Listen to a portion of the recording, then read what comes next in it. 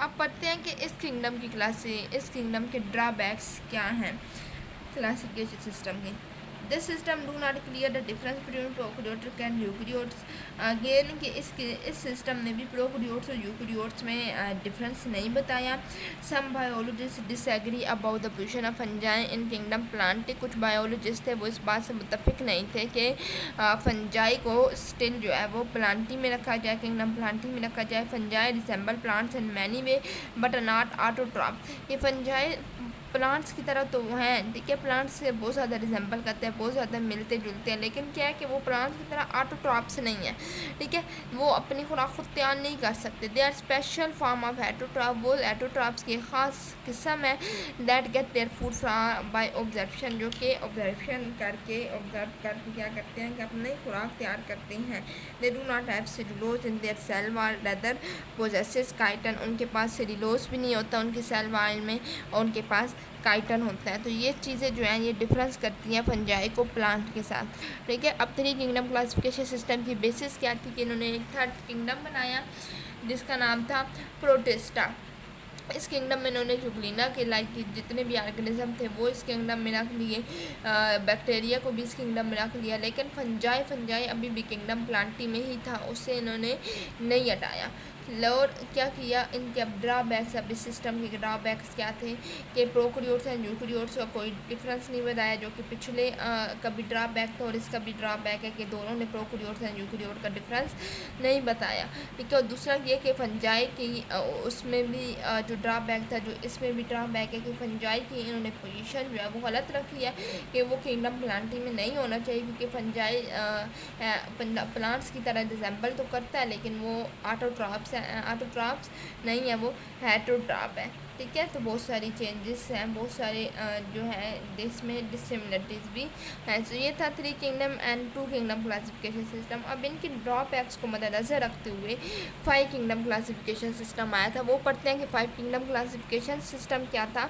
In 1937 E Chatton suggested the terms of prokaryote to describe bacteria and eukaryote to describe animal and plants हैं।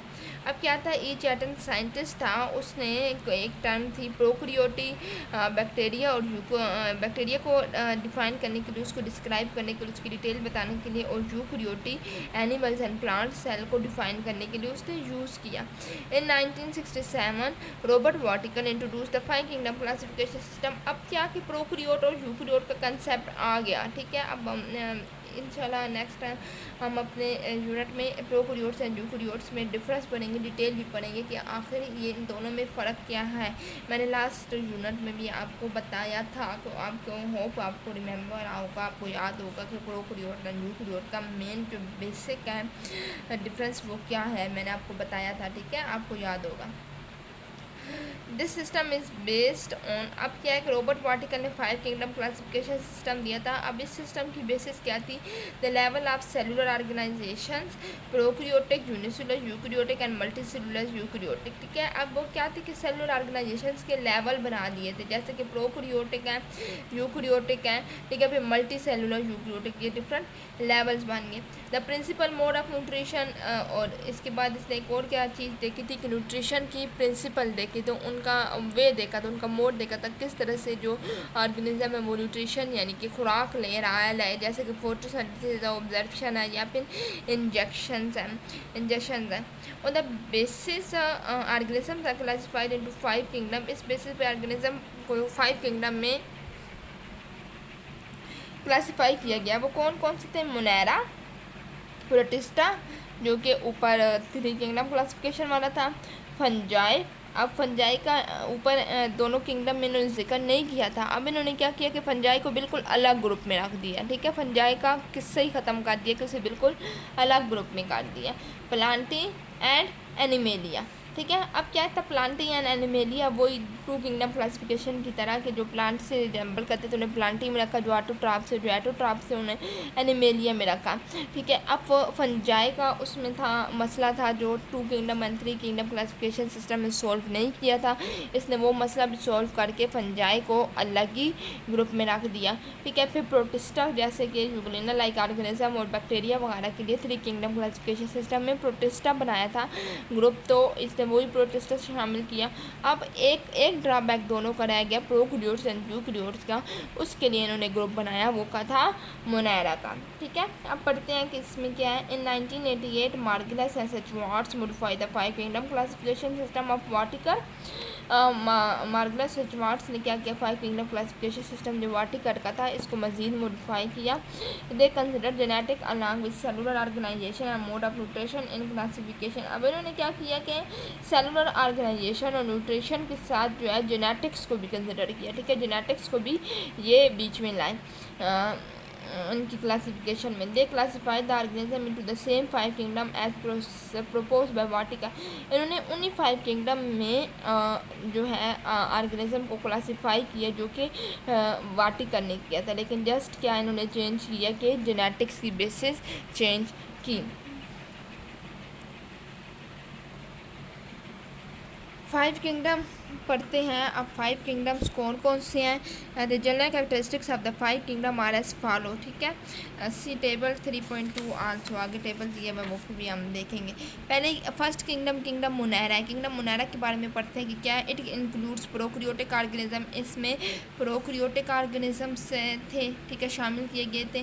That is they are made of prokaryotic cell, कि वो prokaryotic cell से मिलकर बने थे, ठीक है। Prokaryotic cells, prokaryotic organisms कौन से होते हैं जिनमें ट्रू न्यूक्लियस नहीं होता, ठीक है।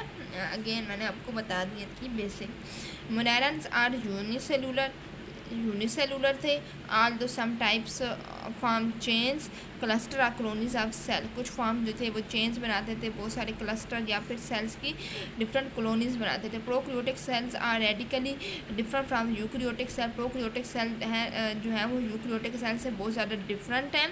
मोस्ट आर हेटरोट्रॉफिक, इसमें हेटरोट्रॉफिक ऑर्गेनिज्म रखे गए थे, but some perform photosynthesis because they have chlorophyll in their cytoplasm, लेकिन कुछ जो थे वो फोटोसिंथेसिस यानी कि ऑटोट्रॉफ भी थे, फोटोसिंथेसिस का अमल भी करते थे, क्योंकि उनके साइटोप्लाज्म में क्लोरोफिल था।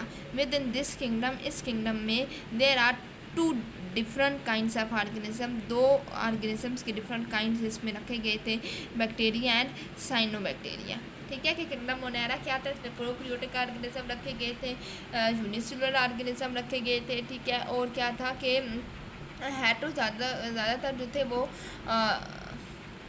हेटरोट्रॉप्स थे, लेकिन कुछ जो थे वो ऑटोट्रॉप्स भी थे, क्योंकि उनमें क्लोरोफिल था और वो फोटोसिंथेसिस करते थे। जो इनकी क्लासिफिकेशन के ऑर्गेनिजम्स थे वो बैक्टीरिया और साइनोबैक्टीरिया वगैरह थे। नेक्स्ट किंगडम प्रोटिस्टा में क्या था। It include eukaryotic unicellular. अब इसमें यूकैरियोटिक यूनिसेलुलर, उसमें ऊपर में प्रोकैरियोटिक यूनिसेलुलर थे, इनमें यूकैरियोटिक यूनिसेलुलर ऑर्गेनिज्म थे और सिंपल मल्टी सेलुलर ऑर्गेनिज्म थे, ठीक है।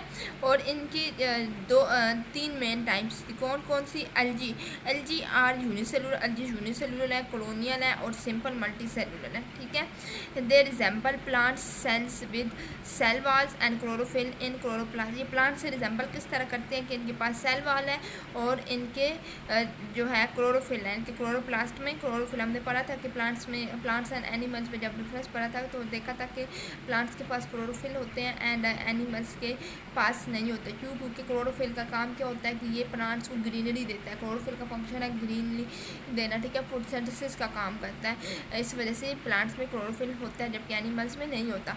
सम multicellular means simple multicellular means they do not have multicellular sex organs.